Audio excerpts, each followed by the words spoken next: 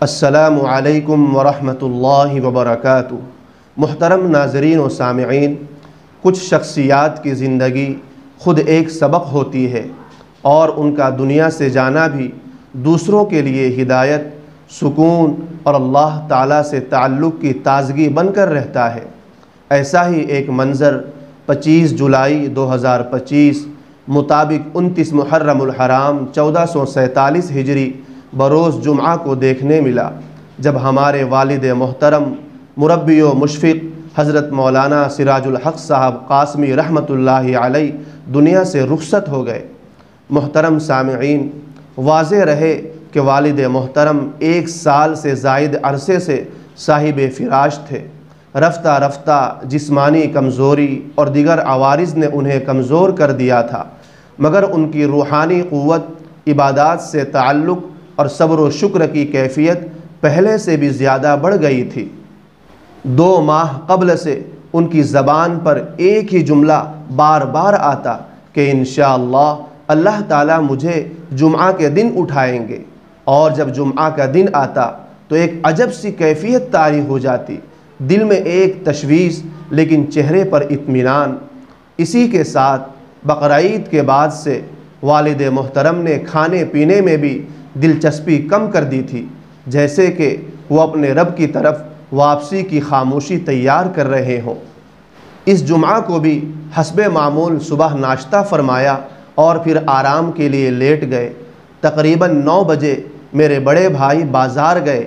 جیسا کہ جمعہ کے دن عادت تھی کہ میرے بڑے بھائی ان کے زائد بالوں کی صفائی اور غسل کا اہتمام خود کیا کرتے تھے، البتہ اس بار 2 دن قبل ہی حلق کروا دیا گیا تھا، سو اس دن صرف غسل دینا باقی تھا۔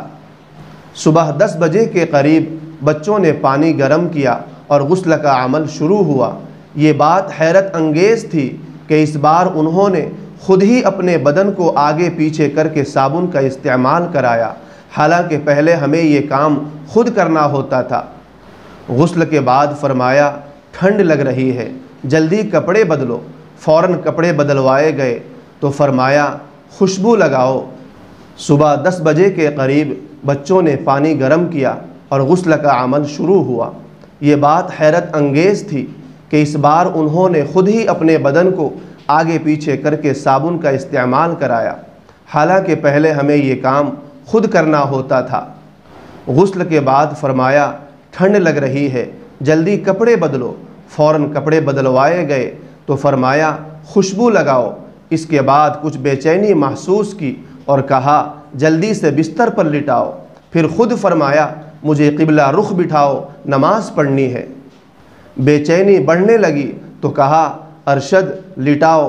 بھائی نے فوراً ادب سے لٹا دیا۔ اسی دوران پوتی کو پکارا اور کہا، آنکھ میں دوا ڈال دو۔ بچی نے دوا ڈالی اور اسی وقت بلند آواز سے کلمہ طیبہ پڑھا، لا الہ الا اللہ محمد الرسول اللہ، اور وہاں موجود سب سے فرمایا کہ تم سب بھی کلمہ پڑھو۔ سب نے اجتماعی طور پر کلمہ پڑھا۔ بھائی نے سورہ یاسین کی تلاوت شروع کی۔ ادھر سورہ یاسین مکمل ہوئی، ادھر والد محترم کی روح پرواز کر گئی۔ اس وقت تقریباً صبح کے 10:25 ہو رہے تھے۔ انا للہ و انا الیہ راجعون۔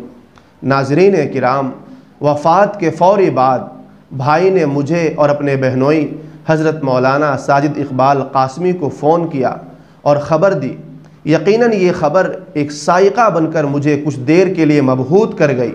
کچھ دیر سکتے کی سی کیفیت رہی، پھر نماز جنازہ کے وقت سے متعلق مشورہ ہوا تو میں نے بھائی سے کہا کہ مجھے بمبئی سے پہنچنے میں تاخیر ہوگی، والد محترم کی خواہش کے مطابق جتنی جلد ممکن ہو تدفین مکمل کر لی جائے۔ چنانچہ طے پایا کہ بعد نماز عصر جنازہ ادا کیا جائے گا۔ اس کے مطابق شام 5:30 بجے والد محترم کی نماز جنازہ ادا کی گئی، جس میں قریبی علاقوں کے علماء، طلبہ، احباب، رشتہ دار اور اہل علاقے کا ایک جمع غفیر شریک ہوا۔ نماز جنازہ کے بعد تدفین عمل میں آئی۔ اس طرح روح پرواز ہونے سے لے کر تدفین تک تقریباً 7 گھنٹوں کا وقفہ رہا، مگر ہر لمحہ سکون، ترتیب اور روحانیت سے لبریز تھا۔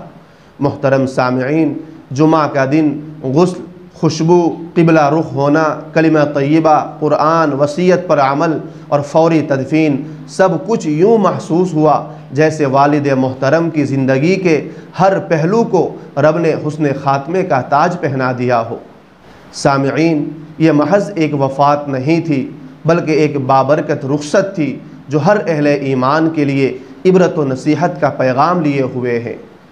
اللہ تعالیٰ میرے والد محترم کی مغفرت فرمائے، ان کی قبر کو نور سے منور فرمائے اور جنت الفردوس میں اعلیٰ سے اعلیٰ مقام نصیب فرمائے، آمین۔ وما الحیات الدنیا الا متاع الغرور۔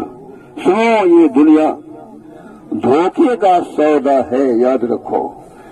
نفس اور شیطان دو دشمن ہیں جو ہمیں دھوکہ میں مبتلا کرتے ہیں، اس لیے کبھی دھوکہ میں نہ آئے آدمی، اور اپنے اصلاح کی ہمیشہ فکر کرتا رہے، اپنے آپ کو بنانے کی، آخرت کی تیاری کی فکر میں لگا رہے، اس لیے کہ دنیا میں اللہ نے ہمیں بھیجا ہے، آخرت کے لیے بھیجا ہے، آخرت کی تیاری کے لیے بھیجا ہے، اس لیے ہم مقصد کو نہ بھولیں، اپنے مقصد کو یاد رکھیں، اللہ تعالی ہمیں کامیاب کریں گے۔ قرآن عظیم فرماتے ہیں، من عمل صالحا من ذکر او انثى وهو مؤمن فلنحيينه حياة طيبة ونجزينهم اجرهم باحسن ما كانوا يعملون۔ جو بھی اچھا عمل کرے گا، چاہے مرد ہو یا عورت ہو، یہ شرط ہے ایمان۔ بے ایمان اگر کوئی اچھا عمل کرے، کام کرے، پانی پلانے کے استعمال کرے، بھوکوں پیاسوں کو پانی پلائے، بھوکوں کو کھانا کھلائے، غریب مسکین کو کھانا کھلائے، اور راستے پر نل لگا دے، پانی کا انتظام کر دے راستے پر، وہ بھی نیک کام ہے، مگر ایمان کے بغیر کچھ نفع نہیں۔ دنیا میں اس کا فائدہ پہنچے گا لیکن آخرت کے اندر کوئی نفع نہیں بغیر ایمان کے۔ اس لیے ایمان اتنی بڑی دولت ہے، اسی پر نجات موقوف ہے، اور بے ایمان کافر کا کوئی عمل آخرت میں کام نہیں آئے گا۔ حتیٰ کہ قرآن میں صاف کر دیا کہ ہم کافر کے عمل کو کوئی وزن نہیں کریں گے، اس کے لیے کوئی وزن ہی نہیں ہے کافر کے لیے، وہ سیدھا جہنم میں جائے گا بے ایمان کے لیے۔ اللہ پاک ہم سب کو ایمان کی توفیق عطا فرمائے اور ایمان کی دولت سے نوازے۔ کٹانے والا فاسق ہے، اگر ایک مشت سے کم ہے اس کی داڑھی تو فاسق ہے، فاسق میں گردانا جائے گا۔ اس کے پیچھے نماز مکروہ تحریمی ہے، کوئی بھی نماز ہو، فرض نماز ہو، نفل نماز ہو، تراویح ہو، کوئی بھی نماز ہو۔ لیکن آج ہم اور آپ اتنے غافل ہیں اس سنت سے۔ پیغمبر علیہ السلام کی صورت کو بنانا ہمارے لیے ایک عار اور عیب بن چکا ہے، عیب ہے۔ نہیں، دشمنوں کی صورت بنائیں گے ہم، پیغمبر علیہ السلام کی صورت کو نہیں بنائیں گے، یہود و نصارہ کی شکل بنائیں۔